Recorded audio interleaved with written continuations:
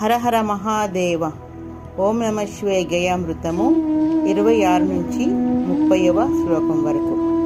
జ్ఞాతృజ్ఞానజ్ఞేయములొకటై గాంచిన నీ దయగల్గునయా. ఓం నమ శివాయ. చదువులలోపలి చదువై వెలసిన సారము గ్రోలిన చాలునయా. ఓం నమ శివాయ. జనన మరణములు బొరయని పదవికి సాక్షి మాతృడవు నీవేనయా. ఓం నమ శివాయ.